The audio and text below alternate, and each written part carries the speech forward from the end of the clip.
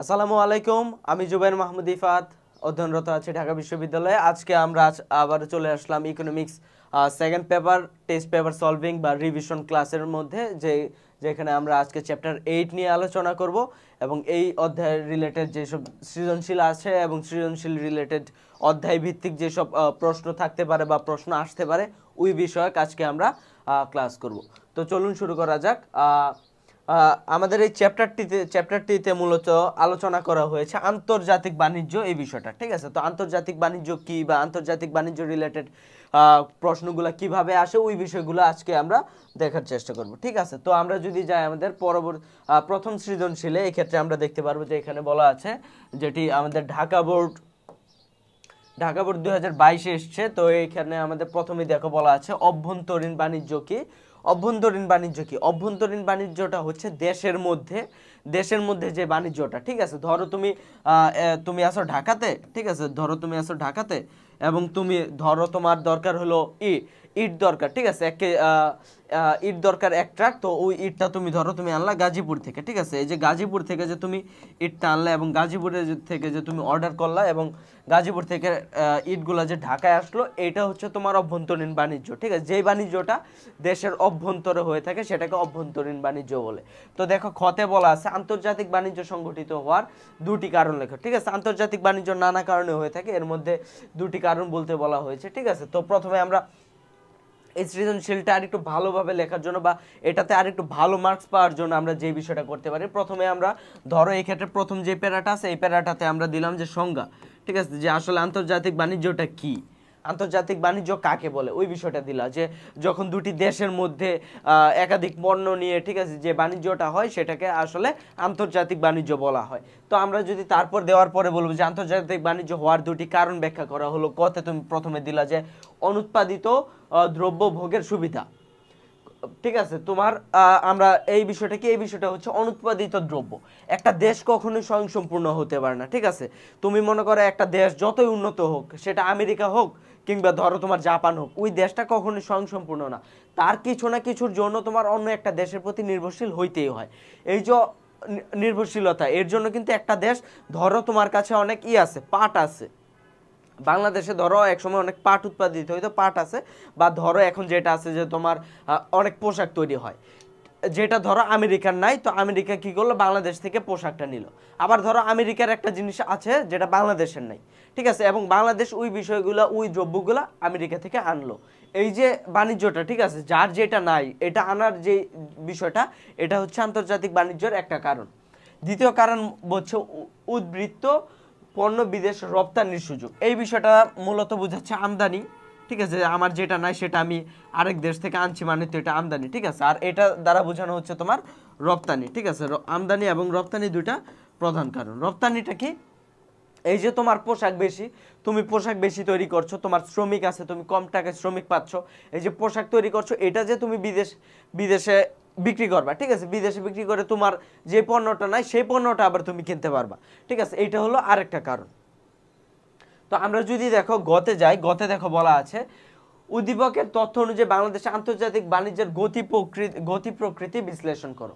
তো গতি প্রকৃতি কি, প্রথমে দেখো এখানে বলা আছে যে আমাদের তথ্য অনুযায়ী, ঠিক আছে। ধরো এই ক্ষেত্রে দেয়া আছে যে রপ্তানি ব্যয় আমাদের 2000, এক্ষেত্রে 2000 হবে, ঠিক আছে। 2010-11 সালে কত ছিল, 2010-11 সালে আমাদের রপ্তানি ব্যয় ছিল তোমার 22,924 মিলিয়ন মার্কিন ডলার, আর এটা বেড়ে 2011-12 হলো 24,302 মিলিয়ন মার্কিন ডলার।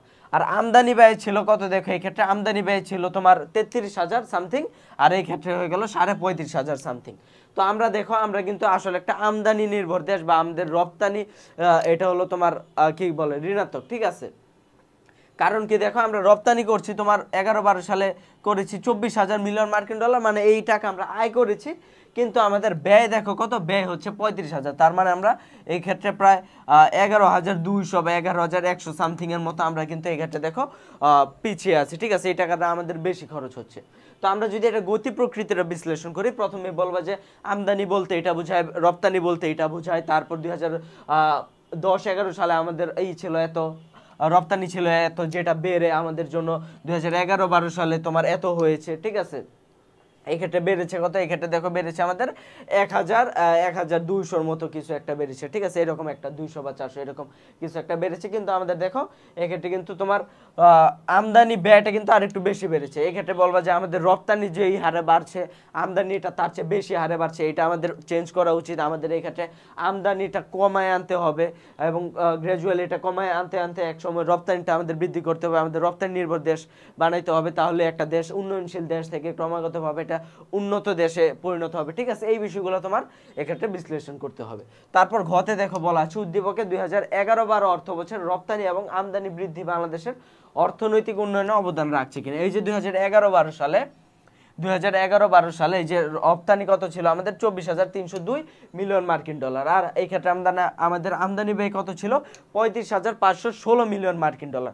এই যে তোমার এই ক্ষেত্রে কিন্তু আমরা দুইটাই দেখতে পাচ্ছি, কিন্তু 10-11-র তুলনায় কিন্তু আমাদের রপ্তানিও যেমন বৃদ্ধি পেয়েছে, একইভাবে কিন্তু আমাদের আমদানিটাও বৃদ্ধি পেয়েছে। তার মানে আমরা কি বুঝতে পারি যে আমদানি কিংবা রপ্তানি দুইটাই বৃদ্ধি পাচ্ছে, কিন্তু তার ফলেও কিন্তু আমাদের দেখো এই ক্ষেত্রে উন্নয়নে অবদান রাখছে না। অবশ্যই উন্নয়নে অবদান রাখছে, কারণ একটা দেশের রপ্তানি বৃদ্ধি মানে কি সেই দেশের, ঠিক আছে, তোমার অর্থনৈতিকভাবে উন্নয়ন হওয়া, ঠিক আছে, এই বিষয়গুলো তোমার এই ক্ষেত্রে তুলে ধরতে হবে, ঠিক আছে। অর্থনৈতিক উন্নয়নে কি কি ভাবে এটা তোমার অবদান রাখছে।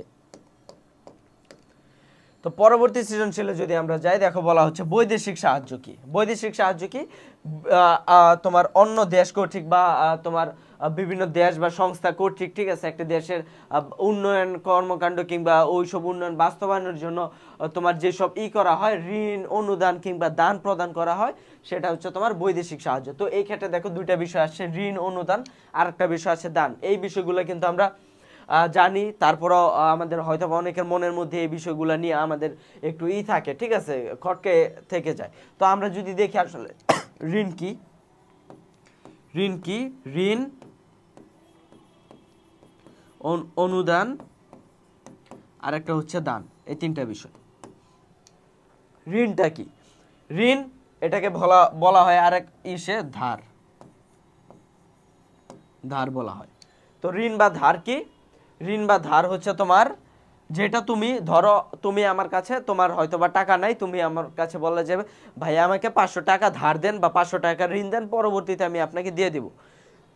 যেটা হালাল উপায়ে যে তুমি 500 টাকা নিয়েছো, 500 টাকা ব্যাক দিলা, কিংবা হারাম উপায় হইতে পারে যেমন সুদ, যে তুমি আমার থেকে 500 টাকা নিবা, ঠিক আছে, কিন্তু তুমি আমাকে 1 মাস পরে 510 টাকা দিতে হবে বা 550 টাকা দিতে হবে। এই বিষয়গুলো হচ্ছে তোমার ঋণ। অনুদান আর দান বিষয়গুলো হচ্ছে অন্যরকম।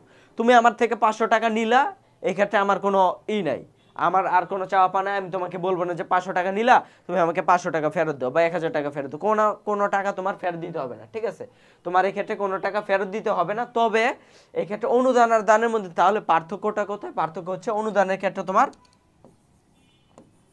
শর্ত থাকে, এই ক্ষেত্রে কোনো শর্ত থাকে না। এই ক্ষেত্রে শর্ত কি কি থাকতে পারে, যে তোমার নির্দিষ্ট করে দিতে পারে। এই ক্ষেত্রে দেখো তুমি নির্দিষ্ট করে দিতে পারে যে এই খাতে, হ্যাঁ আমি তোমাকে 500 টাকা দিব, তবে এই 500 টাকা দিয়ে তোমাকে খাতাই কিনতে হবে বা কলমই কিনতে হবে, বা এই 500 টাকা দিয়ে তোমাকে খেতেই হবে, অন্য কোনো কাজ করতে পারবে না। আর দান বলতে কি বোঝায়, যেমন আমাদের দেখো ভিক্ষুককে আমরা যে বিষয়টাই করি, ভিক্ষুককে আমরা যখন দান করি আমরা কি বলি যে আপনাকে 5 টাকা দিলাম, এই 5 টাকা দিয়ে আপনি, ঠিক আছে, এই রিক্সার ভাড়া দিবেন, বা এই 5 টাকা দিয়ে আপনি আজকে খাবেন, বা এই 5 টাকা দিয়ে আপনি করবেন, এইটা করবেন, ওইটা করবেন, এরকম কোনো শর্ত আমাদের থাকে না, ঠিক আছে। আমরা দান করে দেই, আল্লাহর ওয়াস্তে দান করে দেই, তার যা খুশি সে সেটা করবে, ঠিক আছে। যদি খারাপ কাজ করে ওই টাকা দ্বারা, সেটার দায়বদ্ধতা তার, ভালো কাজ করলেও সেটার দায়বদ্ধতা তার, সেই ক্ষেত্রে আমি কিছু সওয়াব পাবো আর কি। তারপর দেখো এক্ষেত্রে আমাদের খতে বলা হচ্ছে কেন অধিক রপ্তানিমুখী শিল্প স্থাপন প্রয়োজন, ঠিক আছে। রপ্তানিমুখী শিল্প স্থাপন, যেমন বাংলাদেশে কি আছে, বাংলাদেশে আছে তোমার পোশাক শিল্প, ঠিক আছে। এই পোশাক শিল্পটা কি? পোশাক শিল্পটা হচ্ছে মূলত তোমার রপ্তানিমুখী একটা শিল্প, ঠিক আছে। দেখো তুমি বাংলাদেশ যদি করো এককভাবে, কোন শিল্পটা সবচেয়ে বড় রপ্তানিমুখী? পোশাক শিল্প। কেন? কারণ এটা তোমার সবচেয়ে বেশি রপ্তানি করে এবং এটা থেকে সবচেয়ে বেশি বৈদেশিক মুদ্রা অর্জিত হয়, এবং এটা থেকে বাংলাদেশ সবচেয়ে বেশি সাহায্য লাভ করতে পারে, ঠিক আছে। তো দেখো তুমি এইটা হলো তোমার পোশাক শিল্প, আর একটা ধরো তুমি উন্নয়ন কর্মকাণ্ড যে বিষয়গুলো হয়, যেমন সেতু নির্মাণ করা কিংবা মেট্রো রেল নির্মাণ করা বা পরিবহন সেক্টর উন্নয়ন করা, ওই বিষয়গুলোর থেকে ওইটা থেকে কিন্তু আমাদের কোনো আয় হচ্ছে না, কিন্তু এটা থেকে কিন্তু আমাদের আয় হচ্ছে। এটা থেকে আমরা বেশি বেশি দেখো এক্ষেত্রে বলা আছে বৈদেশিক মুদ্রা রপ্তানি আয় করতে পারবো, কিংবা আমাদের দেখো আমরা দেশ উন্নত করতে পারবো। আরেকটা বিষয় আছে যেটা ধরো তুমি পোশাক বিক্রি না করে ধরো তুমি তুলা আছে তোমার দেশে, ধরো তুলা আছে তুমি এই ক্ষেত্রে থেকে তুমি শুধুমাত্র সুতা বিক্রি করলা, কিংবা তুমি আরেকটা কাজ করলে এই তুলা থেকে কি করলা, তোমার তুলা থেকে সুতা তৈরি করলা, সুতা থেকে তারপর পোশাক তৈরি করলা। তোমার লাভ কোনটার ক্ষেত্রে? এটা ধরো 1 আর এটা ধরো 2, কোনটার ক্ষেত্রে লাভ? লাভ তোমার এটার ক্ষেত্রে লাভ, এটার ক্ষেত্রে তোমার লাভ না, ঠিক আছে? এটার ক্ষেত্রে লাভ না, এটার ক্ষেত্রে লাভ। কারণ কি, তুমি তখন পোশাকে বেশি টাকা লাভ করতে পারবা, সুতা বিক্রি করে তুমি বেশি টাকা লাভ করতে পারবা না। তোমার যেহেতু তোমার জনবল আছে বা আছে, তুমি এই ক্ষেত্রে তুমি পোশাকই তৈরি করো। কারণ কাঁচামালের চেয়ে, কাঁচামাল যেটা সুতা, এটার চেয়ে রপ্তানি করে শিল্পদ্রব্য যেটা পোশাক, বেশি বৈদেশিক মুদ্রা অর্জন করা সম্ভব। আর বেশি বৈদেশিক মুদ্রা অর্জন মানেই বেশি উন্নয়ন, বেশি জনগণের জীবনযাপনের মান উন্নয়ন, ঠিক আছে? দেখো সাম্প্রতিক সময় সমাজের এই পরিবর্তনকে, কোন পরিবর্তনের কথা বলা হয়েছে, অর্থনীতির ভাষায় কি নামে, কোন পরিবর্তনটা দেখি আমরা। মানব দীর্ঘদিন যাবত জাপানে অবস্থান করছে, সাম্প্রতিক সময় তিনি দেশে এসেছেন। গ্রামে এসে তিনি একটি বিষয় লক্ষ্য করলেন, গ্রামের অবস্থান পূর্বের মতো নয়, গ্রামে বিদ্যুৎ এসছে। তারপর কি হয়েছে, রঙিন টিভি ও ডিশ লাইন এসছে, মানুষের চায়ের দোকানে বসে চা পানের সাথে সাথে টিভির বিভিন্ন চ্যানেলের সংবাদের পাশাপাশি দেখছে ইন্টারনেটের মাধ্যমে। আচ্ছা, এক্ষেত্রে মূলত আর কি বাংলাদেশে একটা উন্নয়নের যে বিষয়টা, এটা তোমার বোঝানো হচ্ছে। আচ্ছা, এটা অর্থনীতির ভাষায় দেখো বিশ্বায়নকে বোঝানো হচ্ছে। এই যে সে ঘরে বসে যে তোমার বিভিন্ন দেশের খবর জানছে, বা ঘরে বসে এক দেশ থেকে আরেক দেশের করছে, অর্থনীতির ভাষায় বিশ্বায়নটা কি? অর্থনীতির ভাষায় বিশ্বায়নটা হচ্ছে, দেখো তুমি তোমার পুঁজি সহ অন্যান্য সকল উপকরণ, পুঁজি সহ অন্যান্য সকল উপকরণের আন্তর্জাতিকরণের মাধ্যমে মানুষের অর্থনৈতিক, রাজনৈতিক, সাংস্কৃতিক মেলবন্ধনের একটি বিশ্ব যে গ্রাম প্রতিষ্ঠা, বিশ্বগ্রাম প্রতিষ্ঠা, এটাই হচ্ছে তোমার বিশ্বায়ন, ঠিক আছে? তো বিশ্বায়নটা কি? বিশ্বায়নটা হচ্ছে তোমার এক্ষেত্রে যেটা, যে তুমি পুঁজি সহ, আমরা জানি যে অর্থনীতি তোমার মূলই আছে 4টা, ওই 4টার মধ্যে পুঁজি সহ সকল বিষয়, শ্রম বলো কিংবা আরো যে যে বিষয় আছে, এই সব বিষয়ের আন্তর্জাতিকীকরণ, মানে বিদেশ থেকে তুমি এগুলার হেল্প পাচ্ছ, ঠিক আছে? এই বিষয়গুলো হচ্ছে তোমার, যখন তুমি একটা একদম মনে করো নিজের হাতের মুঠো নিয়ে আসতে পারছো, এটাকেই মূলত অর্থনীতির ভাষায় বিশ্বায়ন বলা হচ্ছে, ঠিক আছে? তো এই বিশ্বায়নের ফলে কি হচ্ছে, রাষ্ট্রীয় সীমানার বিলুপ্তি ঘটছে, সামাজিক সম্পর্ক সুদৃঢ় হচ্ছে, বাণিজ্যের উদারীকরণ হচ্ছে, তারপর তোমার অর্থ সম্পদের অবাধ প্রবাহ ঘটছে, বৈদেশিক মুদ্রা অর্জন বেশি হচ্ছে, মানুষের মধ্যে দেখো শুধুমাত্র একটা নির্দিষ্ট সম্প্রদায়ের মধ্যে যে সম্পদের যে কুক্ষিগতের যে বিষয়টা, এটা দূরীভূত হচ্ছে।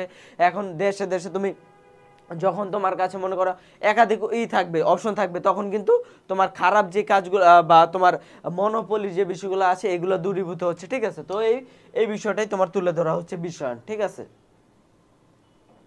তারপর দেখো এই যে বিশ্বায়নের তোমার প্রভাব, বিশ্বায়নের যে প্রভাবটা, ঠিক আছে? আমি কিন্তু অলরেডি তোমার এই বিশ্বায়নের প্রভাবটা বলে দিয়েছি, ঠিক আছে? ওই বিশ্বায়নের প্রভাবটাই তোমার এক্ষেত্রে তুলে ধরতে হবে, যে এই বিষয়টার প্রভাব কি কি। তারপর দেখো এক্ষেত্রে বলা হচ্ছে তোমার বিশ্বায়ন কি। বিশ্বায়ন কি আমরা জাস্ট পড়ে আসছি ওই আগের ইট থেকে, ঘ থেকেই আমরা এটা। তারপর অপ্রচলিত রপ্তানি দ্রব্য কি বলতে কি বোঝায়? অপ্রচলিত মানে যেটা সবসময় প্রচলিত ছিল না, যেমন বাংলাদেশ যে পোশাক রপ্তানিটা, ঠিক আছে?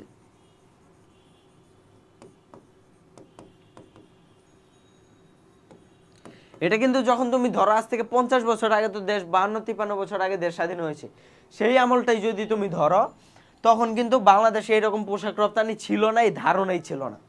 কিংবা আরো বিভিন্ন পণ্য যেগুলো আমরা রপ্তানি করি এখন বর্তমানে, ঠিক আছে, ওইগুলোর ধারণা কিন্তু ছিল না। কিন্তু বর্তমানে দেখো পোশাক কিন্তু এককভাবে সবচেয়ে বৃহৎ। আগে কি ছিল দেখো, তুমি পাট রপ্তানি করতে পারতা, পাট কিন্তু আগে অনেক ছিল, কিন্তু বর্তমানে কিন্তু পোশাকটা আছে। এই যে এক সময় যেটা ছিল না, কিন্তু বর্তমানে এটার প্রচলন হচ্ছে, এটাকেই তোমার কি বলা হচ্ছে, অপ্রচলিত রপ্তানি দ্রব্য বলা হচ্ছে, ঠিক আছে? তারপর গতে দেখো বলা হচ্ছে উদ্দীপকের আলোকে বৈদেশিক ঋণ ও সাহায্যের ক্ষতিকর দিক, বৈদেশিক ঋণ এবং সাহায্যের ক্ষতিকর দিক। দেখো বৈদেশিক ঋণ সাহায্য অর্থনীতি গতিশীল করতে সাহায্য করে, তবে বেশিরভাগ ক্ষেত্রে ঋণ কঠিন শর্ত থাকে। দেখো কঠিন শর্ত থাকে। তারপর দেখো বিভিন্ন অজুহাতে দেশের অভ্যন্তরে হস্তক্ষেপ করে, অভ্যন্তরে হস্তক্ষেপ। তারপর দেখো স্বাধীনতার পর বাংলাদেশে প্রচুর বৈদেশিক ঋণ ও সাহায্য এসেছে, যার বেশিরভাগই অপচয় ও দুর্নীতি হয়েছে। তাই আমাদের উচিত বৈদেশিক ঋণ সাহায্যের নির্ভরতা কমিয়ে।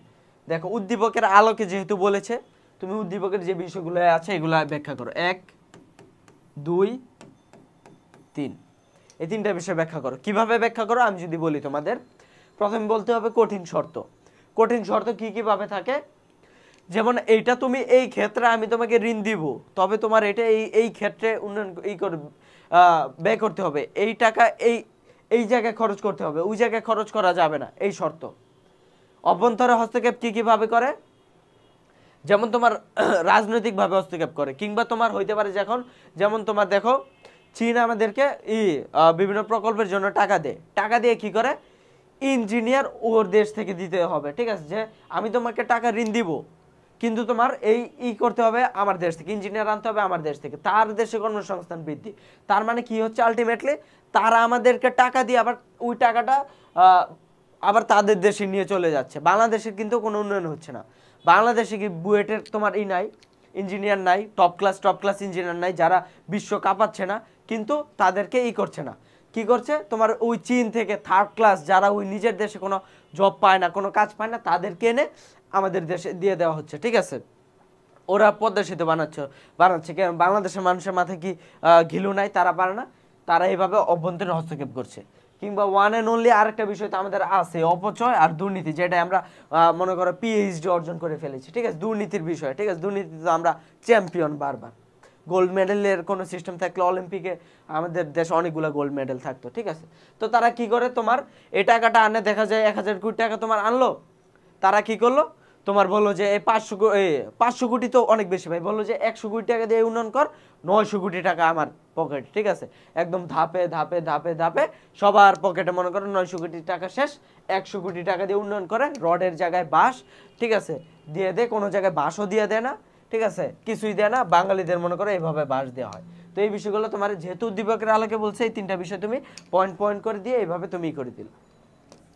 ঘতে কি বলা হচ্ছে, আমাদের দেশের অর্থনৈতিক স্বনির্ভরতা অর্জনের দিকসমূহ আলোচনা করো। স্বনির্ভরতার দিকসমূহ তুমি প্রথমে এই উদ্দীপক থেকে এই বিষয়গুলো নাও, একটু চালাক হও, তোমার অনেক বেশি পড়া, তুমি ভালোভাবে তোমার অনেক বেশি পড়তে হবে না, তুমি পড়ো, বেছে বেছে পড়ো, বা তুমি একটু চালাকি করে পড়ো, ঠিক আছে। যেমন এখানে দেখো স্বনির্ভরতা অর্জনের দিকসমূহ বললো না, তুমি বললা যে কিভাবে স্বনির্ভরতা অর্জন করা যায় আমাদের, কারণ তুমি প্রথমে বলবা যে বৈদেশিক ঋণের কি কি খারাপ দিক আছে, বললা তুমি কঠিন শর্ত থাকে, অভ্যন্তরে হস্তক্ষেপ করে, দুর্নীতি করে, ঠিক আছে, কিন্তু আমরা যদি যখন নিজের দেশের যদি করি, ওই ক্ষেত্রে আমাদের এই কঠিন শর্ত থাকবে না, কিংবা দুর্নীতি হওয়ার সম্ভাবনা কম থাকবে, ঠিক আছে। তারপর অভ্যন্তরীণ তারা রাজনৈতিক হস্তক্ষেপ করতে পারবে না, বিদেশ তারা বলতে পারবে না এইটা করো ওইটা করো। দেখো তোমার উদ্দীপক থেকেই, তোমার উদ্দীপকের অপশন থেকে তোমার ঘ এবং ঘ তোমার দুইটা অ্যান্সার কিন্তু হয়ে যাচ্ছে, তোমার কি আলাদা করে আর কিছু পড়া লাগে? আর দুই একটা যদি তুমি যদি তুমি একটু দিয়ে দিতে পারো অপশন, বেটার তোমার জন্য, তোমার পারা উচিত দুইটা যদি তোমার মুখস্থ থাকে, স্বনির্ভরতা অর্জনের দিকসমূহ কি, বা স্বনির্ভরতা অর্জনের ফলে লাভ কি, তুমি লিখে দিলা। পরবর্তী সৃজনশীল দেখো বলা হচ্ছে বৈদেশিক অনুদান কি। বৈদেশিক অনুদান কি আমরা বলে দিছি যে এটার তোমার অনুদানের ক্ষেত্রে তোমার ওই যে টাকাটা প্রদান করা ওইটার তোমার থাকে না, তাদের কোনো কি বলে, তারা আবার ওই টাকাটা ফেরত নেয় না, তবে তারা কিছু পরিমাণ শর্ত আরোপ করে দেয় যে এই নির্দিষ্ট খাতে তোমার ব্যয় করতে হবে।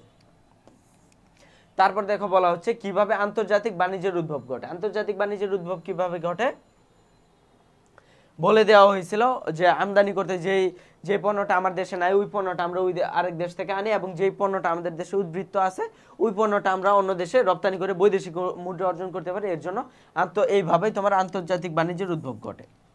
বাংলাদেশের তৈরি পোশাক ও নিটওয়ার শিল্পের বর্ষভিত্তিক রপ্তানি আয়ের তুলনামূলক আলোচনা করে।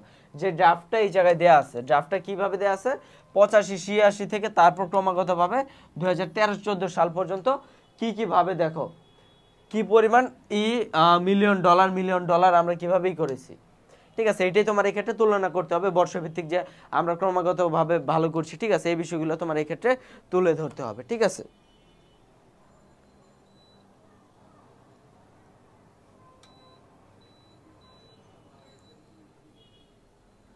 আচ্ছা, তো আমরা দেখো পরবর্তী এই যদি যাই আমরা দেখো বলা হচ্ছে উদ্দীপক অনুযায়ী রপ্তানি আয়ের ধারা যথেষ্ট গতিশীল বলে তুমি কি মনে করো?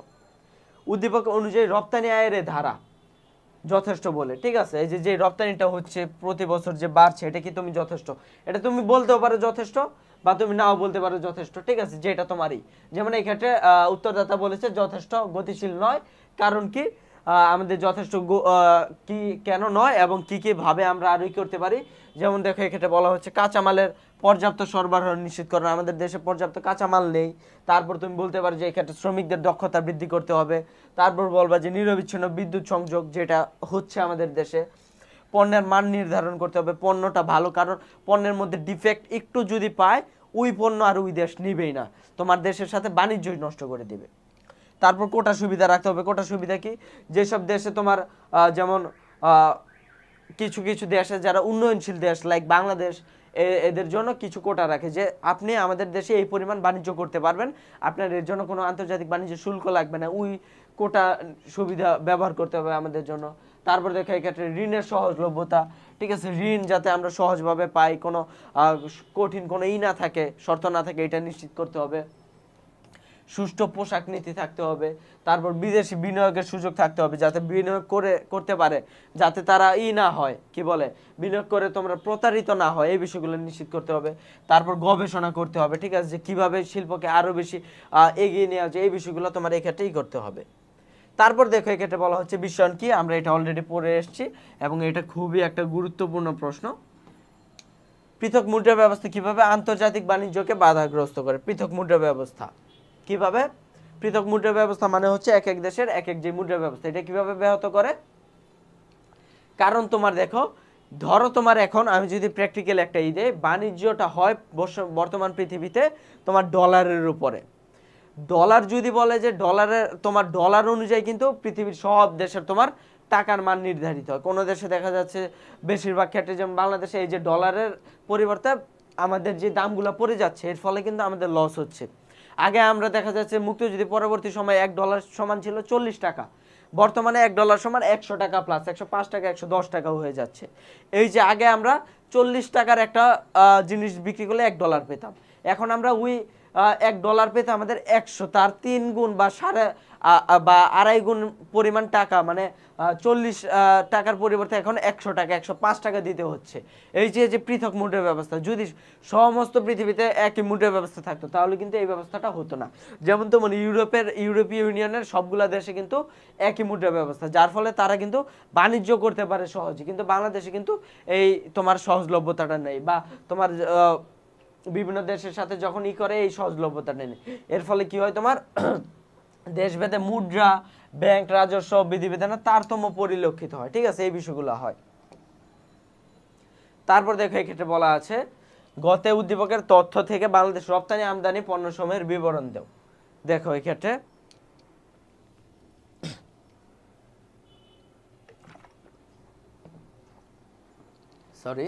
এক্ষেত্রে দেখো বলা আছে তোমার বাংলাদেশের আন্তর্জাতিক বাণিজ্যের গতি ধারা পরিবর্তনে নিম্নের ভূমিকা রাখে, যেগুলো তোমার আন্তর্জাতিক বাণিজ্যে তোমার খাদ্যশস্য, তৈরি পোশাক, ভোজ্য তেল, কাঁচা পাট, তুলা, চা, অপরিশোধিত পেট্রোলিয়াম, মূলধনী দ্রব্য, জুতা ইত্যাদি নাম দেয়া আছে। এগুলোর মধ্যে তোমার কিন্তু কোনগুলো আমদানি পণ্য আর কোনগুলো রপ্তানি পণ্য এগুলো তোমার বের করতে হবে, ঠিক আছে, এবং এগুলো তোমার বিবরণ দিতে হবে, ঠিক আছে। যেমন তোমার এই ক্ষেত্রে আমাদের তোমার কাঁচামাল যেমন ছিল তোমার পাট তার, ঠিক আছে, এই বিষয়গুলো দেয়া আছে। তারপর আমাদের যেমন বর্তমান সবচেয়ে প্রধান যেটা তোমার বলা হয় তোমার এককভাবে সর্ববৃহৎ যে এইটা আছে কি বলে রপ্তানি পণ্য, এটা হলো তৈরি পোশাক, কিংবা আরো অপ্রচলিত পণ্য এগুলো এখন হয়ে গেছে, কিংবা আমাদের আরো যে সব তোমার দেখো এই ক্ষেত্রে দ্রব্যসমূহের মধ্যে যেগুলো আছে রপ্তানি করা হয় কোনগুলা, আবার কোনগুলা আমদানি করা হয়, ঠিক আছে, আমদানি কাকে বলে, তারপর আমদানি করতে হচ্ছে কোনগুলা, খাদ্যশস্য, ভোজ্য তেল, অপরিশোধিত পেট্রোলিয়াম, মূলধনী দ্রব্য এগুলো আমদানি করতে হচ্ছে, এটা তোমার বলতে হবে। মানে তোমার শর্টলি বলতে গেলে আমদানি পণ্য কি, আমদানি পণ্যগুলো কি কি উদ্দীপকে উল্লেখিত করা আছে, রপ্তানি পণ্যগুলো কি, রপ্তানি পণ্যগুলো কি কিভাবে উল্লেখ করা আছে, ঠিক আছে। তারপর দেখো এটা তারপরে ইসে বলা আছে উদ্দীপকের আলোকে বাংলাদেশের অপ্রচলিত রপ্তানি পণ্যগুলো চিহ্নিত করো। এইখানের মধ্যে কোনগুলো অপ্রচলিত ঠিক আছে, এবং এগুলা বাণিজ্য সম্প্রসারণে গুরুত্বপূর্ণ ভূমিকা কিভাবে রাখছে, ঠিক আছে। এটাই তোমার বলতে অপ্রচলিত পণ্যগুলো কি কি আমাদের এই ক্ষেত্রে দেখো বলা আছে তৈরি পোশাক, জুতা, সিরামিক সামগ্রী, সার, হিমায়িত খাদ্যদ্রব্য, এগুলো হচ্ছে আমাদের অপ্রচলিত এবং এগুলা কিভাবে আমাদেরই করা হচ্ছে বাণিজ্য সম্প্রসারণে। তোমার এক্ষেত্রে কিছু স্ট্যাটিস্টিক্স তুমি এক্ষেত্রে তুলে ধরতে পারো, তোমার এটা মনে রাখা জরুরি, কারণ এগুলো মনে রাখলে তোমার এক্ষেত্রে এটা আরেকটু তোমার কি বলে এক্ষেত্রে নাম্বার অর্জনের ক্ষেত্রে ভালো হবে, ঠিক আছে।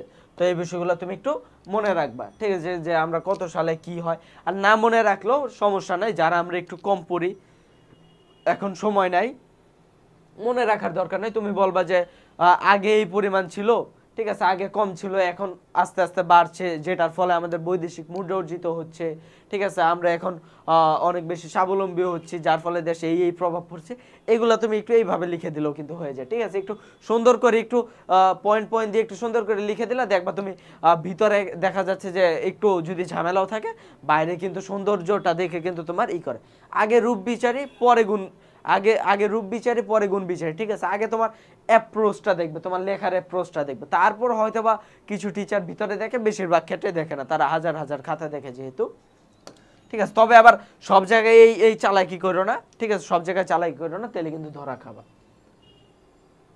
দেখো সংরক্ষণ বাণিজ্য কি, সংরক্ষণ বাণিজ্য বলতে কি বোঝায়, সংরক্ষণ বাণিজ্য হচ্ছে তোমার কোন সরকার নিয়ন্ত্রণমূলক ব্যবস্থা গ্রহণ করে বাণিজ্যকে নিয়ন্ত্রণ করে, ঠিক আছে। যখন কোনো বাণিজ্য নীতি প্রণয়ন করে ওই বাণিজ্যটাকে নিয়ন্ত্রণ করে, তখন সেটাকে তোমার সংরক্ষণ বা সংরক্ষিত বাণিজ্য বলে। তারপর দেখো এক্ষেত্রে তোমার বলা হচ্ছে আন্তর্জাতিক বাণিজ্য সংগঠিত হওয়ার শর্তগুলো কি, আমরা এটা পড়েছি অলরেডি, আমরা 3টা সৃজনশীলে দেখলাম, 6টা সৃজনশীলের মধ্যে, অতএব এটা খুবই গুরুত্বপূর্ণ একটা বিষয়। তারপর দেখো উদ্দীপকের আলোকে একটি দেশের অর্থনৈতিক উন্নয়নে বৈদেশিক বাণিজ্য কিভাবে ভূমিকা রাখে, অলরেডি বলা আছে যে যেটা নাই সেটা আমরা আমদানি করতে পারি। তারপর বিশ্বায়নের ফলে সব আমরা এখন আন্তর্জাতিকীকরণ উপাদান হিসাবে পাচ্ছি, তোমার বাণিজ্যে যেসব উপাদানগুলো আছে, তারপর আমাদের যেটা আছে সেটা আমরা রপ্তানি করে বৈদেশিক মুদ্রা অর্জন করতে পারছি, ঠিক আছে। যে বিষয়গুলো এই বিষয়গুলো তোমার এক্ষেত্রে ভূমিকাগুলো ব্যাখ্যা করতে হবে পয়েন্ট দিয়ে। তারপর দেখো উদ্দীপকের আলোকে তুমি কি মনে করো অর্থনৈতিক উন্নয়নে বৈদেশিক সাহায্যের চেয়ে বৈদেশিক বাণিজ্য অধিক কার্যকর? অবশ্যই দুইটা বিষয়, বৈদেশিক সাহায্য, বৈদেশিক বাণিজ্য। বৈদেশিক সাহায্য আমাদের কি কি ভাবে খারাপ দিক এটা আমরা বলে দিয়েছি, ঠিক আছে, যে তারা আমরা কি কি ভাবে প্রভাব ফেলে, আর বৈদেশিক বাণিজ্য আমাদের কি কি ভাবে উন্নয়ন করে এটা আমি বলে দিয়েছি। তাও যদি বলি যে বৈদেশিক সাহায্যের ফলে আমাদের দেশের আভ্যন্তরে হস্তক্ষেপ হচ্ছে, অপরদিকে বৈদেশিক বাণিজ্যের ফলে আমরা রপ্তানি করে আমরা কি করতে পারি, আমরা তোমার বৈদেশিক মুদ্রা অর্জন করতে পারি, বা ইসের ফলে তারা আমাদের দেখা যাচ্ছে যে রাজনৈতিক ক্ষেত্রে হস্তক্ষেপ করছে, বা আমাদের কর্মসংস্থান কমে তাদের কর্মসংস্থান আমাদের দেশে করছে, ঠিক আছে, প্রচলন করছে। কিন্তু বৈদেশিক বাণিজ্যের ফলে কি হচ্ছে, বৈদেশিক বাণিজ্যের ফলে আমাদের যেই দ্রব্যটা নাই সেই দ্রব্যটা আমরা আনতে পারছি, ঠিক আছে। এই বিষয়গুলো তোমার এক্ষেত্রে বলতে হচ্ছে, ঠিক আছে। তারপরে সৃজনশীলে যদি আমরা যাই, দেখো এটা বলা আছে বিশ্বায়ন কি, বিশ্বায়ন কি আমরা অলরেডি বলে দিয়েছি। তারপর দেখো আন্তর্জাতিক বাণিজ্য সংগঠিত কেন হয়, এটা আমরা বলে দিয়েছি, এই দুইটা খুবই গুরুত্বপূর্ণ। তারপর দেখো মিস্টার শোভন কোন ধরনের বাণিজ্য, কোন ধরনের বাণিজ্য, কোন ধরনের বাণিজ্য। যদি দেখি মিস্টার জামিল যে সমস্ত পোশাক প্রস্তুত করেন তিনি সেগুলো ইউরোপ এবং আমেরিকার বাজারে বিক্রি করেন। তো এটা কি ধরনের বাণিজ্য বলো, এটা হচ্ছে আমাদের মিস্টার সোহানের বাণিজ্য চেয়েছে না, আচ্ছা সরি, এক্ষেত্রে সোহানের বাণিজ্যটা চেয়েছে। মিস্টার সোহান তৈরি পোশাকগুলো দেশের অভ্যন্তরে, তো দেশের অভ্যন্তরে যেহেতু এটা কোন ধরনের বাণিজ্য, এটা হচ্ছে অভ্যন্তরীণ বাণিজ্য।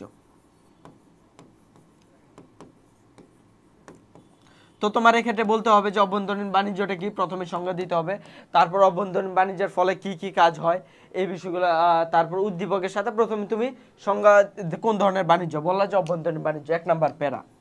2 নাম্বার প্যারায় বললা তুমি অভ্যন্তরীণ বাণিজ্য কাকে বলে, অভ্যন্তরীণ বাণিজ্য কি কিভাবে হচ্ছে বাংলাদেশে, কিছু উদাহরণ দিলা। 3 নাম্বার প্যারায় তুমি বললা যে উদ্দীপকে এই ঘটছে এবং পাঠ্য বই থেকে এই বিষয়গুলো বুঝতে পারছি, অতএব আমরা বুঝতে পারছি যে এটা আসলে অভ্যন্তরীণ বাণিজ্য। এর জন্য তুমি পাবা জ্ঞানমূলকের জন্য 1 মার্কস, এটা তোমার ব্যাখ্যামূলক, এর জন্য পাবা 2 নাম্বার, ঠিক আছে, আরেক মার্কস পাবা আর কি, ঠিক আছে। ঠিক আছে, এটার জন্য আরেক মার্কস পালা, আর এটার জন্য তুমি আরেক মার্কস পাবা 3 মার্কস। তুমি একদম ম্যাথের হিসাবে কিন্তু মার্কস পেয়ে যাচ্ছ, ঠিক আছে। যদিও এগুলো কিন্তু থিওরিটিক্যালি ব্যাখ্যা করতে হচ্ছে, তারপর কিন্তু তুমি এই ক্ষেত্রে নাম্বার পেয়ে যাচ্ছ, কারণ তুমি অ্যান্সারটাই করছো এইভাবে যে তোমাকে টিচার নাম্বার এই ক্ষেত্রে দিবেই। তারপর দেখো এক্ষেত্রে ঘতে বলা হচ্ছে মিস্টার জামিলকে সহায়তা প্রদানের মাধ্যমে রপ্তানি সরকারি পদক্ষেপের কার্যকারিতা, ঠিক আছে। তো আমরা জানি যে এটা কি, তুমি প্রথমেই দেখো এই স্ট্যাটিস্টিক্সটা আমরা ফলো করব। প্রথম বলবা যে এটা কি বলে, এটা হচ্ছে আন্তর্জাতিক বাণিজ্য কি, তারপর উদ্দীপকের সাথে আন্তর্জাতিক বাণিজ্যের সম্পর্ক কিভাবে পাঠ্য বইয়ের সাথে, তারপর বলবা এই মেইন কোশ্চেনে আসবে, তারপর যে সরকারি পদক্ষেপগুলো কি ভাবে কার্যকারিতা রাখতে পারে, ঠিক আছে, এই বিষয়গুলো তখন তুমি ব্যাখ্যা করলা পয়েন্ট দিয়ে। যে ক্ষেত্রে আমাদের নগদ নানাবিধ সহায়তা করতে পারে, কিংবা অগ্রাধিকার প্রদান করতে পারে, শুল্ক কমায় আনতে পারে, তারপর আমাদের আরো যে বিষয়গুলো আছে, ঠিক আছে, তাদেরকে আমাদের ঋণ দিতে পারে, কম সুদে ঋণ দিতে পারে, বেশি মেয়াদের ঋণ দিতে পারে, এই বিষয়গুলো তোমার এক্ষেত্রে। তারপর তুমি 4 নাম্বার প্যারা এসে বললা, আগের 3টার জন্য 3 নাম্বার, 4 নাম্বার প্যারার জন্য উচ্চতর দক্ষতার জন্য আরেক নাম্বার, অর্থাৎ 4 নাম্বার পেয়ে যাচ্ছ, ঠিক আছে। এইভাবেই তোমাদের এইগুলাই করতে হবে। পরবর্তী সৃজনশীলে দেখো বলা হচ্ছে অভ্যন্তরীণ বাণিজ্য কি, আমরা জানি অলরেডি অভ্যন্তরীণ বাণিজ্য কাকে বলে। উদ্বৃত্ত পণ্য, বাণিজ্যিক আন্তর্জাতিক উদ্বৃত্ত পণ্য বলতে বাণিজ্যিক রপ্তানিকে বোঝানো হচ্ছে এক্ষেত্রে। আর রপ্তানি তো আমরা জানি যে আসলে বাণিজ্যের ভিত্তি, ঠিক আছে, যেই দেশ রপ্তানিতে যত বেশি উন্নত সেই দেশ তত বেশি আয় করতে পারে, ঠিক আছে। তো আমরা পরবর্তী ইস্যু যদি যাই, উদ্দীপকের আলোকে প্রচলিত অপ্রচলিত রপ্তানি পণ্যের একটি তালিকা প্রস্তুত করে, যেটা তোমার উদ্দীপকে দেয়া আছে। আমরা কিন্তু অলরেডি এইরকম একটা সৃজনশীল সলভ করে আসছি, যে এক্ষেত্রে তোমার বলতে হবে কোনগুলা প্রচলিত। প্রথমে তুমি বলবা যে প্রচলিত পণ্যটা কি বা অপ্রচলিত পণ্যটা কি, তারপর বলা যে রপ্তানি কি। প্রথমে তুমি বলা রপ্তানি কি, তারপর তুমি বললা প্রচলিত পণ্য কি, অপ্রচলিত পণ্য কি, 2 নাম্বার প্যারায় আসে, এটা বললে 1 নাম্বার প্যারায় আসে। তারপর তুমি 3 নাম্বার প্যারায় উদ্দীপক থেকে এই পণ্যগুলো অপ্রচলিত পণ্য, যেহেতু এগুলা কিছু বছর আগেও বা কয়েক দশক আগেও ছিল না, আর এইগুলা প্রচলিত পণ্য কারণ এগুলা ছিল, পূর্বেও ছিল, এখনো আছে, রপ্তানি হচ্ছে এই জন্য, ঠিক আছে। এই বিষয়গুলো ব্যাখ্যা করতে হবে। খুবই মজার সাবজেক্ট, ঠিক আছে। আসলে আমরা মনে করি যে আর্টসে অনেক বেশি পড়া লাগে, মুখস্থ করা লাগে, অনেক বেশি নাম্বার পাওয়া যায় না। আসলে তুমি লিখতে পারো না নাম্বার পাওয়ার জন্য, তুমি যদি সুন্দর মতো লিখতে পারো নাম্বার তোমার দিবে না কি জন্য? ভাই আমরা তো পরীক্ষা দিয়ে আসছি, আমরা তো পাস করে আসছি, ঠিক আছে, আমরা তো নাম্বার পাইছি, তো তোমাদের কেন নাম্বার দিবে না? তোমাদেরও নাম্বার দিবে, তোমরা লিখতে জানতে হবে। যেভাবে বলছি এভাবে লিখো, লিখে দেখো, নাম্বার যদি না পাও তারপর বইলো। দেখো বলা হচ্ছে বাংলাদেশের রপ্তানি বাণিজ্য সম্প্রসারণের জন্য সরকার কর্তৃক গৃহীত ব্যবস্থা। সরকার কর্তৃক গৃহীত ব্যবস্থাগুলো কি আমরা অলরেডি আলোচনা করে দিয়েছি, ঠিক আছে।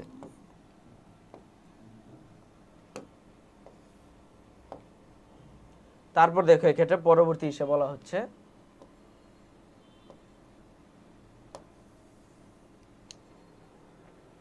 তোমার বিশ্বায়ন কি, 100 বার দেখলাম। উদ্বৃত্ত পণ্য মূল লক্ষ্য, এটা আমরা জানি, উদ্বৃত্ত পণ্য। তারপর উদ্দীপকের তথ্যভিত্তিক কাঁচা পাট, পাটজাত দ্রব্য এবং জুতার গতি প্রকৃতি স্তম্ভ লেখার সাথে করো। স্তম্ভ লেখাটা তোমার এক্ষেত্রেই করতে হবে। স্তম্ভ লেখা তুমি দিবা যে আমাদের দেখো 2টা সাল দেওয়া আছে, 18-19 সালে এবং 19-20 সালে। এটা তুমি স্তম্ভ রেখাটা এরকম দিলা যে তুমি 18-19 সালে তোমার পণ্যের নাম, 18-19 সালে তুমি দিলা যে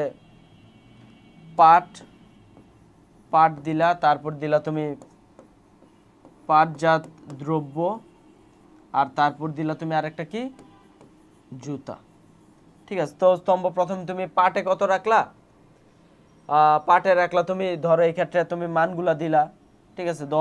তুমি এই ক্ষেত্রে দিলা 110, তারপর দিলা 111, তারপর দিলে 112, আর এই ক্ষেত্রে ভাঙা চিহ্ন দিলা। তারপর এই ক্ষেত্রে তুমি দিলা যে এটা দিলা তুমি 112 পর্যন্ত। তারপর আরেকটা আছে 704, ঠিক আছে। এই ক্ষেত্রে তুমি করলা 18-19 সালে তোমার পাটজাত দ্রব্য ছিল এত, বা তুমি এই ক্ষেত্রে মনে করো, সরি এটা যদি আমি দেই এইভাবে দেই, এই ক্ষেত্রে তুমি দিলা যে এটা কত 2018-19, আর এই ক্ষেত্রে দিলা তুমি এই ক্ষেত্রে কত 2019-20, এই ক্ষেত্রে তুমি আবার কত দিবে, এটা হলো 130, ঠিক আছে। এই ক্ষেত্রে 130 পর্যন্ত কি 130 দিলা। এইভাবে করলে তোমার 3টা আসবে, এটা একটা নিয়ম। আরেকটা নিয়ম কোনটা, আরেকটা নিয়ম দেখো যদি দেখাই, আরেকটা নিয়ম হচ্ছে তুমি তিনটা একই সাথে দিলা, ঠিক আছে, এইভাবে দিলা, এইভাবে একটা ছক দিলা এবং আরেকটা ছক তুমি এখানে দিয়ে এখানে দিলা, ঠিক আছে। তারপর তুমি তিনটা পণ্যের নাম দিলা, এই 1 নাম্বার পণ্য, 2 নাম্বার পণ্য, 3 নাম্বার পণ্য, এই ক্ষেত্রে একটা স্তম্ভ আঁকালা, এই ক্ষেত্রে একটা স্তম্ভ আঁকালা, ঠিক আছে, এবং এই ক্ষেত্রে আরেকটা স্তম্ভ আঁকালা, আবার একইভাবে এই ক্ষেত্রে স্তম্ভ আঁকালা, ঠিক আছে, এইখানে আঁকালা, তারপর এই ক্ষেত্রে আঁকালা, ঠিক আছে। এইভাবে তুমি এটা বললে 2018-19-এর আর এটা বললো 2019-20-এর, এইভাবে স্তম্ভ আঁকাই দিলেই হবে, আর কিছু না। তারপর দেখো ঘতে বলা হচ্ছে উদ্দীপকে উল্লিখিত পদক্ষেপগুলো ব্যতীত আর কি কি পদক্ষেপ, উদ্দীপকে কি কি পদক্ষেপ নেওয়া হয়েছে দেখো, তোমার রপ্তানি সংক্রান্ত জাতীয় কমিটি, তারপর দেখো রপ্তানি উন্নয়ন ব্যুরোর পুনর্গঠন, ঠিক আছে, এই দুইটা কথা বলা আছে। তো এর বাইরেও আরো কি কি আছে দেখো, এর বাইরেও আছে আমাদের শুল্ক রেয়াত, যেমন তোমার রপ্তানি বাণিজ্যে উৎসাহ দানের জন্য রপ্তানিকরদের প্রয়োজনীয় কাঁচামাল আমদানির উপর এবং ইসের উপরে তোমার শুল্ক প্রত্যাহার করা, রপ্তানি রেয়াত, শুল্ক রেয়াত। তারপর বিদ্যুৎ গ্যাসের দাম হ্রাস, বাজার সার্ভে, টাকার মূল্যমান যুক্তিকরণ, রপ্তানির জন্য ঋণ দেওয়া, আয়কর সুবিধা দেওয়া, ট্যাক্স হলিডে দেওয়া, আমদানি নীতির উদারীকরণ, ঠিক আছে, এই বিষয়গুলো তোমার এক্ষেত্রে ব্যাখ্যা করতে হবে।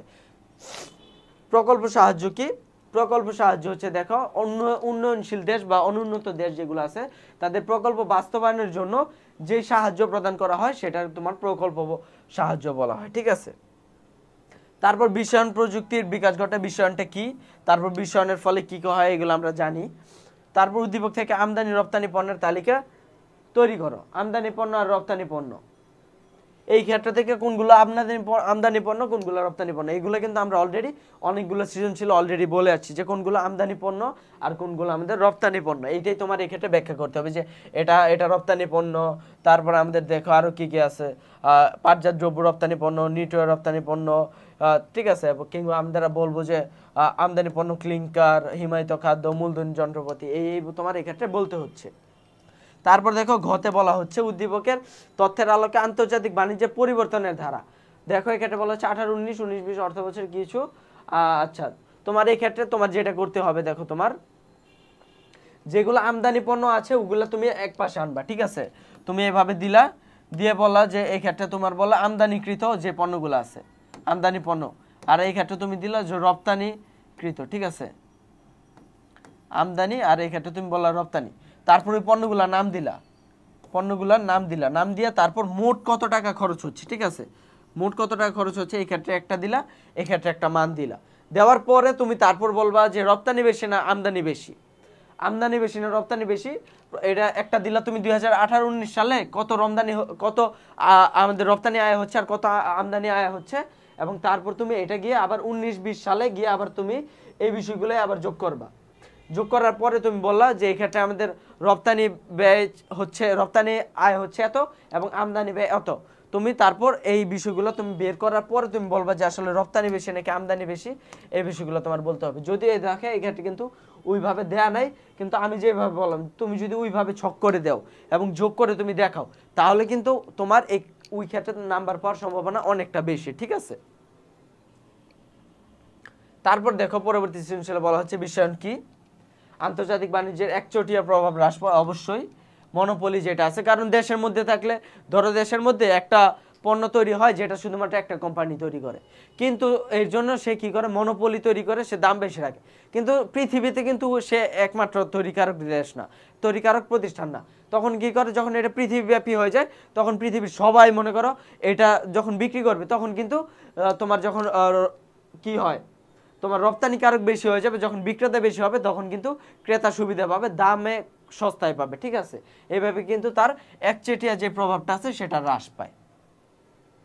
উদ্দীপকে এ ও বি কোন দেশের বাণিজ্য বিদ্যমান, এ দেশে কোন ধরনের বাণিজ্য, বি দেশে কোন, এই ধরনের তার সম্পদকে কাজে লাগিয়ে উৎপাদিত দ্রব্য সেবা নিজ দেশের মধ্যে বিনিময় করে, নিজ দেশের মধ্যে বিনিময়, আর বিদেশ কি করে সেবা নিজ প্রতিবেশী দেশসমূহের মধ্যে, তার মানে এতে কি আছে, এতে আছে অভ্যন্তরীণ বাণিজ্য, আর অভ্যন্তরীণ বাণিজ্য আমরা কি জানি যে নিজ দেশের মধ্যে যেটা বাণিজ্যটা হচ্ছে, ঠিক আছে, আর এটা হচ্ছে বিদেশের মধ্যে কি বৈদেশিক বাণিজ্য, ঠিক আছে। তারপর দেখো ঘতে বলা আছে বাংলাদেশের মতো উন্নয়নশীল দেশের অর্থনৈতিক উন্নয়নে বিদেশের বাণিজ্যের গুরুত্ব, বিদেশের বাণিজ্য মানে তোমার এই যে বৈদেশিক বাণিজ্যের গুরুত্বটা তোমার এই ক্ষেত্রে বলতে হবে, যেটা আমরা বলে দিয়ে এসেছি, ঠিক আছে? বৈদেশিক বাণিজ্যের গুরুত্বগুলো কি জাস্ট তোমার বুঝতে হবে যে কোন ক্ষেত্রে কি চেয়েছে, এবং চাইলে তোমার কিন্তু অলরেডি তোমার 50% করা শেষ, অ্যান্সার করা শেষ, বা 50% তোমার নাম্বার পাওয়া হয়ে যায় ধরতে পারলেই। বাণিজ্য কি আমরা জানি, বাণিজ্য কি, তারপরে যদি দেখি বাণিজ্য হচ্ছে তোমার অর্থনীতি। বাণিজ্য বলতে বোঝায় পণ্য দ্রব্য এবং সেবার বৃহৎ মাপের ক্রয় বিক্রয়, বিনিময় এবং এর সাথে সংশ্লিষ্ট অন্য সমস্ত সেবামূলক কর্মকাণ্ড পদ্ধতি প্রক্রিয়ার সমষ্টিকে আসলে বাণিজ্য বলে, ঠিক আছে?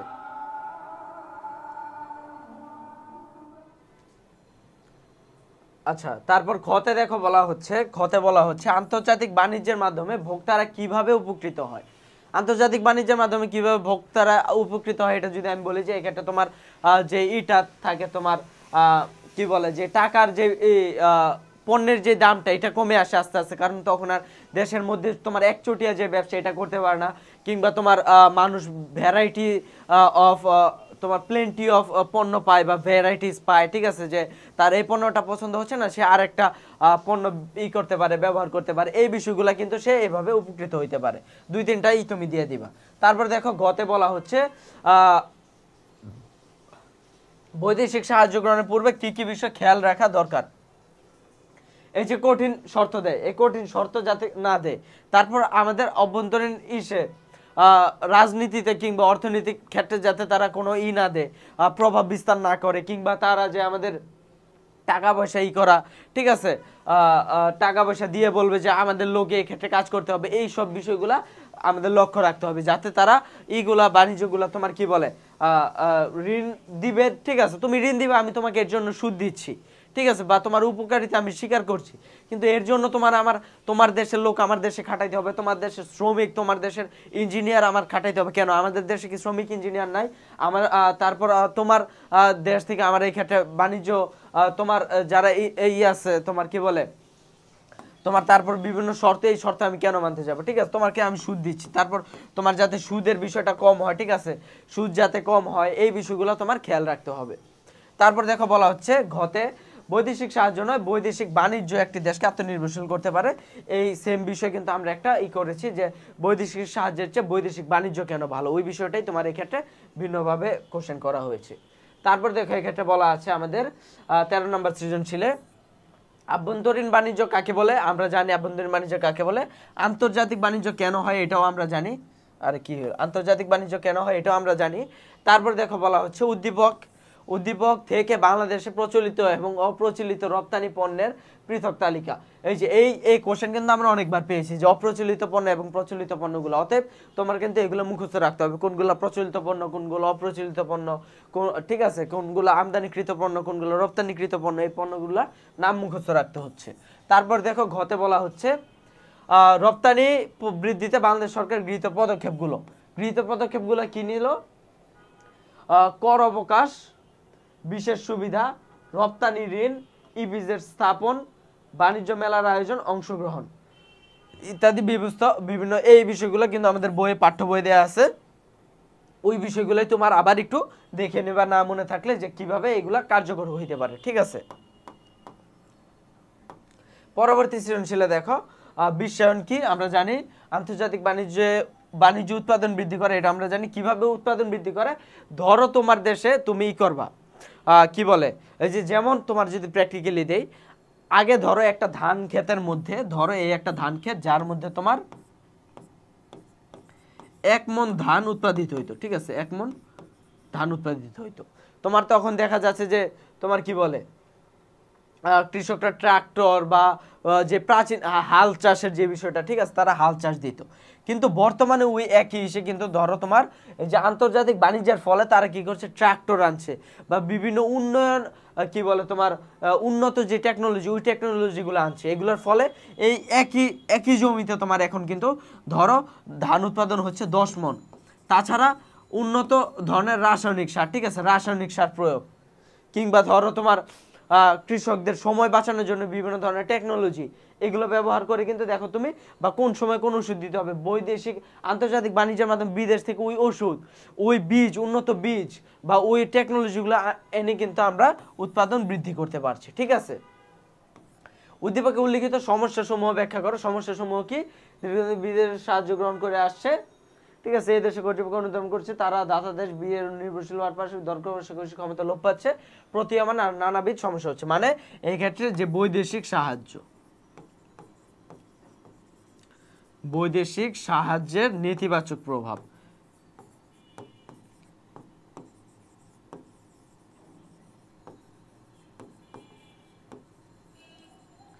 বৈদেশিক সাহায্যের নেতিবাচক প্রভাবটা তোমার এই ক্ষেত্রে ব্যাখ্যা করতে হচ্ছে, ঠিক আছে। বৈদেশিক সাহায্যের যেমন এই ক্ষেত্রে আমাদের অলরেডি বলে দিয়েছে, যেমন বিয়ের উপর নির্ভরশীল হয়ে যাচ্ছে এই দেশ, তারপর বলে দিচ্ছে দর কষাকষির ক্ষমতা লোপ পাচ্ছে, ঠিক আছে, আরো যেই সব এইগুলো আছে ড্রব্যাকস গুলো আছে, ওই ড্রব্যাকস গুলো তোমার বলতে হচ্ছে।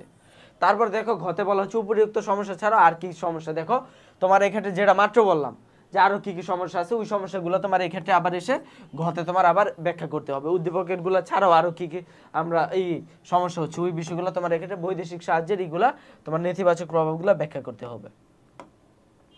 আজকে সর্বশেষ সৃজনশীলে দেখো বলা হচ্ছে অভ্যন্তরীণ বাণিজ্য কাকে বলে। অভ্যন্তরীণ বাণিজ্য কাকে বলে আমরা জানি, একেবারে বাণিজ্য না হওয়ার চেয়ে কিছুটা বাণিজ্য হওয়াও ভালো, ঠিক আছে। যেমন ধরো তোমার একটা দেশের সাথে কিছু বাণিজ্য হচ্ছেই না, কি অপরদিকে একটা দেশের সাথে কিছু বাণিজ্য হচ্ছে, কোনটা ভালো? যেটার সাথে কিছু বাণিজ্য হচ্ছে। যেমন এটা কি, এটা আমরা একটা, এটা যদি আমরা ইংরেজি একটাই বলি, যেটা হচ্ছে তোমার something is better then nothing. এই বিষয়টা তুমি এক্ষেত্রে বলে দিলে যে something is better then nothing. তো আমরা যদি কোনো বাণিজ্য নাই হয়, এর চেয়ে কিছুটা বাণিজ্য হলো সবার সাথে, এটা কিন্তু ভালো আমাদের জন্য, ঠিক আছে। তারপর দেখো গতে বলা হচ্ছে উদ্দীপকের বর্ণিত দ্রব্যগুলো প্রচলিত অপ্রচলিত দুভাগে ভাগ করো। আমরা অলরেডি বলে দিয়ে এসেছি যেগুলো মুখস্থ করতে হবে এবং উদ্দীপক থেকে তোমার এগুলা ব্যাখ্যা করতে হচ্ছে। বাংলাদেশ রপ্তানির গতিধারা এই যে এই ক্ষেত্রে কোন সালে কত কি পরিমাণ হচ্ছে, ঠিক আছে, তারপর কি কি ইতিবাচক বা নেতিবাচক প্রভাব ঘটছে যেগুলো আমরা বলে দিয়ে আসছি, ঠিক আছে, ওই বিষয়গুলো তোমার এই ক্ষেত্রে ব্যাখ্যা করতে হবে। যেমন দেখো আমাদের বলা আছে তোমার 19-20 অর্থ বছরে কত ছিল, পূর্ববর্তী কোভিডের ফলে তোমার পূর্ববর্তী চেয়ে এত মিলিয়ন মার্কিন ডলার আসে, কিন্তু জুলাই 21-এ আবার এটা দাঁড়ায় কত, 35-এ এসে দাঁড়ায়। এর মধ্যে কৃষি পণ্যের ইতিবাচক বৃদ্ধি ঘটছে, ঠিক আছে। এই রপ্তানির ধারাগুলো তোমার করতে হবে, কিভাবে পোশাক আমাদের দেশে রপ্তানির ধারাকে করছে, প্রসার ঘটাচ্ছে, পাটজাত দ্রব্য, কৃষি দ্রব্য বা অন্যান্য যেসব দ্রব্য আছে নিটওয়ার, এগুলো কিভাবে আমাদের উন্নয়নের গতি ধারা তোমার বজায় রাখছে, এই বিষয়গুলো তোমার এক্ষেত্রে ব্যাখ্যা করতে হবে, ঠিক আছে। তো আজকের আমাদের এই revision class economics second paper chapter 8 এই পর্যন্তই। তো আমরা পরবর্তীতে আমাদের যে আরো যে চ্যাপ্টারগুলো আছে ওই চ্যাপ্টারগুলো আমরা করব, পরবর্তীতে আমরা টেস্ট পেপার সলভিং এবং ওই অনুসারে রিভিশন ক্লাস নিব, ঠিক আছে। ধন্যবাদ।